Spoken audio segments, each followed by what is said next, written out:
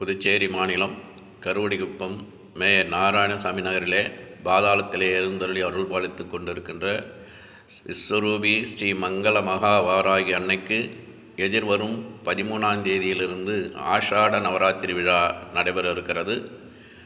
23ஆம் தேதி சண்டன் முண்டன் வதம், 24ஆம் தேதி உன்மத்த பைரவருக்கும் வாராகி அன்னைக்கும் திருக்கல்யாண உற்சவம் நடைபெற இருக்கிறது.